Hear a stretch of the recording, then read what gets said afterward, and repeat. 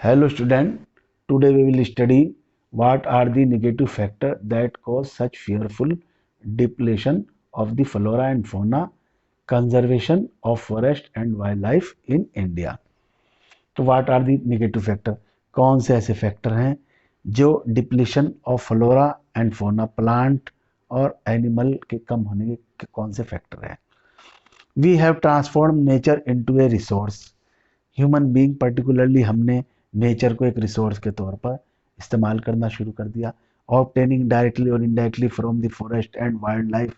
Forest और wild life का use करना शुरू कर दिया, जैसे वुड है, बार्क छाल है, लीव्स है, रबर मेडिसिन है, डाइज है, फूड है, फ्यूल है, फोडर चारा जो होता है, मैन्यूर खाद.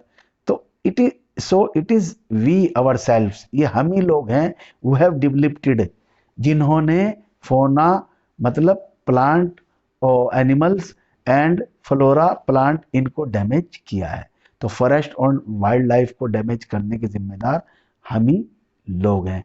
The great damage inflicted on the Indian forest was during the colonial period. और कॉलोनियल पीरियड में सबसे ज़्यादा फॉरेस्ट को नुकसान पहुंचा है, क्योंकि उस टाइम पर due to the expansion of railway line बिछाई गई, एग्रीकल्चर और कमर्शियल एंड साइंटिफिक फॉरेस्ट्री शुरू की गई, माइनिंग बहुत ज़्यादा होने लगी मिनरल निकालने के लिए ज़मीन के अंदर. इवन आफ्टर इंडिपेंडेंस, आज़ादी के बाद एग्रीकल्चर एक्सपेंशन कंटिन्यू. एग्रीकल्चर के एक्सपेंशन की वजह से फॉरेस्ट का बहुत ज़्यादा कटिंग हुई है. One of the major reason of depletion of forest resource. Between 1951 and 1980, according to the Forest Survey of India, over 26,200 square kilometer of forest area was converted into the agriculture. 1951 और 80 के बीच में forest survey ने बताया कि 26,000 square kilometre approximately जो forest area था उसको काट कर एग्रीकल्चर लैंड में कन्वर्ट करा गया, वहाँ प्रैक्टिस खेती करने लगी. और substantial part of the tribal belt, जहाँ फॉरेस्ट सबसे ज़्यादा पाए जाते थे, जो रिच था उसका आपका फॉरेस्ट एरिया में, जैसे नॉर्थ ईस्टर्न स्टेट और सेंट्रल इंडिया, वहाँ भी फॉरेस्ट की कटिंग हो गई, बाई डिग्रेडेड होगी बाय शिफ्टिंग कल्टीवेशन. वहाँ शिफ्टिंग कल्टीवेशन स्टार्टेड होगी. शिफ्टिंग कल्टीवेशन क्या होता है, इसमें शिफ्ट करते हैं, जैसे बहुत सारे पेड़ों को काट देते हैं, उन पेड़ों को काटने के बाद जला देते हैं, और जलाने के बाद वो राख बन जाते हैं, ऐश जिसको कहते हैं, और वो मिक्स कर देते हैं सॉइल के अंदर. और उसके अंदर 2-3 साल प्रैक्टिस एग्रीकल्चर करते हैं, और फिर जब उसकी फर्टिलिटी कम होने लग जाती है सॉइल की, तो दूसरे एरिया में शिफ्ट कर जाते हैं. इसीलिए इसका नाम शिफ्टिंग एग्रीकल्चर पड़ा. और वहीं सेम प्रोसेस वहाँ भी करते हैं. तो इस शिफ्टिंग एग्रीकल्चर को झूमिंग एग्रीकल्चर भी कहते हैं. और ये एक टाइप की स्लैश एंड बर्न एग्रीकल्चर, क्योंकि इसे जलाकर की जाती है. और उसके बाद लार्ज स्केल डेवलपमेंट प्रोजेक्ट, बहुत बड़े बड़े प्रोजेक्ट स्टार्ट हो गए इंडिया के अंदर, उसकी वजह से भी बहुत सारे फॉरेस्ट को लॉस हुआ है. सन 1951 over 5,000 square of forest area was cleared for river valley project. बड़े बड़े डैम बनने लगे इंडिया में 1951 में. तो उसकी वजह से बहुत ज़्यादा 5,000 स्क्वायर किलोमीटर फॉरेस्ट एरिया को बिल्कुल क्लियर कर दिया गया. Clear of forest is still continue. आज भी फॉरेस्ट को काटा जा रहा है, बहुत सारे सड़कें बनाने के लिए, रेलवे बनाने के लिए, डेवलपमेंट के लिए.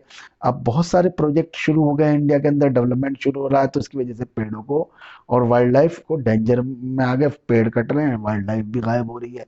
तो with project like Narmada Sagar project MP में जो बना, which would inundated in undated 40,000 hectare of forest. मतलब जब ये नर्मदा सागर प्रोजेक्ट एमपी में बना, जिसकी वजह से 40,000 हेक्टेयर ऑफ फॉरेस्ट पानी में डूब गया डैम बनाने में.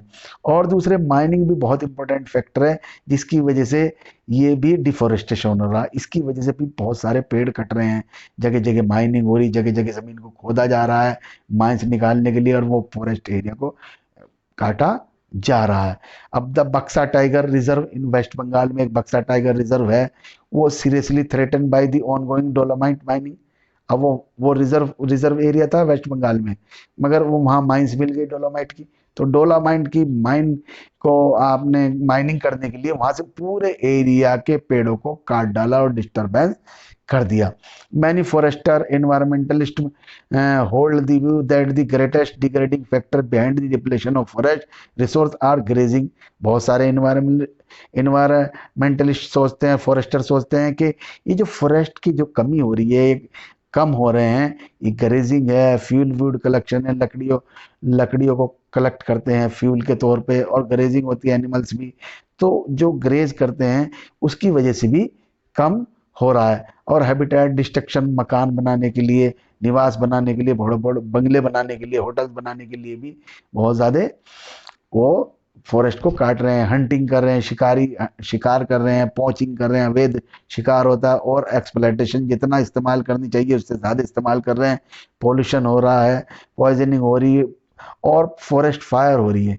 फॉरेस्ट फायर का मतलब बहुत सारे पेड़ों में आग लग जाती है, बहुत कई कई साल तक के ऑस्ट्रेलिया और अमेरिका के जंगलों में आग लग जाती है, तो उससे भी बहुत ज़्यादा डैमेज हो जाता है, और कभी कभी पेड़ों के अंदर जहर भी हो जाता है, जिसकी वजह से भी वो आते हैं। Which have lead to the decline in India biodiversity. India के अंदर इतनी डाइवर्सिटी है, इतनी तरह के प्लांट पाए जाते हैं, इतनी तरह के एनिमल पाए जाते हैं, मगर इन सब की वजह से इंडिया की बायोडाइवर्सिटी कम हो रही है। और फैक्टर है, और population in third world countries is often cited as the cause of environmental degradation. ये जो पॉपुलेशन बढ़ रही है हमारे जैसे कंट्रीज के अंदर, ये भी एक कॉज है एनवायरमेंटल डेकोरेशन ऑफ फॉरेस्ट कटने का, क्योंकि ज़्यादा पॉपुलेशन होगी तो ज़्यादा जगह चाहिए, ज़्यादा एग्रीकल्चर चाहिए, ज़्यादा खाना चाहिए, ज़्यादा रहने के लिए जगह चाहिए, सब ये दिक्कतें सामना हो रही। तो अगर ये देखा जाए, an average American consume 40 times more resource than an average Somalian. जितने सोमालिया के लोग रिसोर्स का इस्तेमाल करते हैं, उससे 40 टाइम्स आपका अमेरिका के लोग रिसोर्स इस्तेमाल करते हैं। देखिए कितना ज़्यादा डिफरेंस है इसके अंदर के कितना। और हमारे कंट्री में खुद ही है, the richest 5% of Indian society probably cause more ecological damage. 5% India के लोग ये इकोलॉजिकल डैमेज कर रहे हैं, सबसे ज़्यादा आपका रिसोर्स को नुकसान पहुंचा रहे हैं, फॉरेस्ट को, वाइल्ड लाइफ को नुकसान कर रहे हैं। और they consume more than the poorest.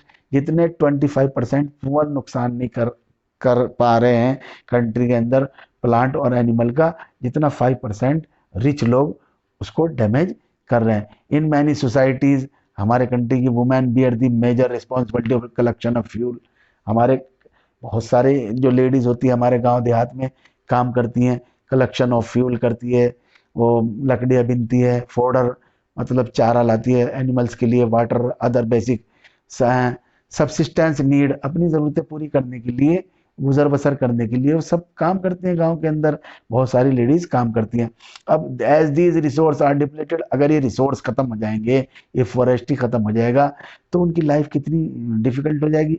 The ड्रेजरी of women increase, उनका जो है आपका कठिन मेहनत कितनी ज़्यादा पड़ेगी, उनको कितना हार्ड वर्क पड़ेगा, increase. And sometime they may have to walk for more than 10 kilometre to collect these resource.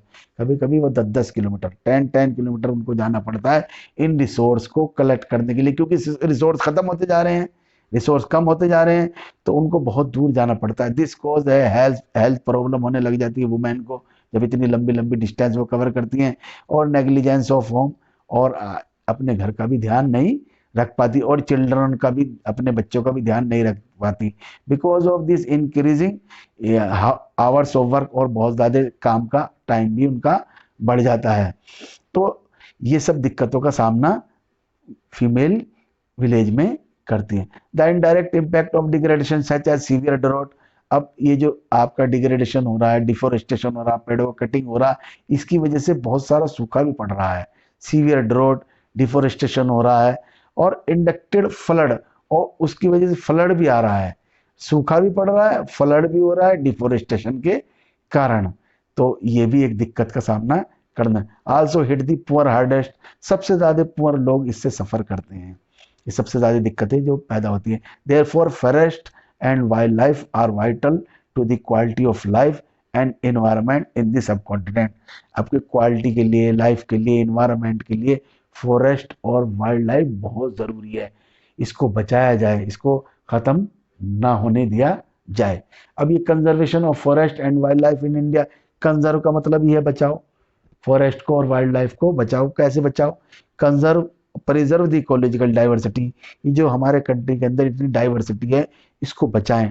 And our life support system, जैसे इनका भी ध्यान रखें, वाटर, एयर, सॉइल का सबका ध्यान रखें, क्योंकि इनके बगैर लाइफ नहीं है। In agriculture we are still depend on traditional crop varieties, agriculture में भी हम आपके ट्रेडिशनल पुराने जमाने से जो क्रॉप पैटर्न चला आ रहा है उसी पर डिपेंड कर रहे हैं। Fisheries are depend on the maintenance of aquatic, अगर पानी रहेगा तो फिशरीज रहेगी, मछली पालन तभी तो रहेगा जब आप उसके अंदर पानी रहेगा। तो fisheries are heavily depend on the maintenance of aquatic, aquatic जो जो आपका पानी के अंदर जो एक लाइफ पाई जाती है एनिमल्स की, उसको मेंटेन रखना चाहिए। In the 1960-70 conservation demanded a national wildlife protection programme, 60 और 70 में कंजर्वेशन जो है बचाने के लिए, कंजर्वेशनिस्ट बोलते हैं जिसे, एक national wildlife protection programme किया गया कि वाइल्ड लाइफ को कैसे बचाएं, जंगली जानवरों को कैसे लोगों से बचाया जाए, वरना ये तो खत्म हो जाएंगे। The Indian wild life protection act was implemented 1972 में, एक Indian wild life protection act implement हो गया with various provision for protecting, बहुत प्रोविजन लगाया गया कि प्रोटेक्ट करने के लिए सबको, वाइल्ड लाइफ को, फॉरेस्ट को प्रोटेक्ट करने के लिए ही सब शुरू किया गया। And all India list of protected species also publish, जो भी ऐसे एनिमल्स की, ये वाइल्ड लाइफ की ऐसी चीजों की लिस्ट को पब्लिश किया गया जो जो डेंजर्स में थी सबसे ज्यादा।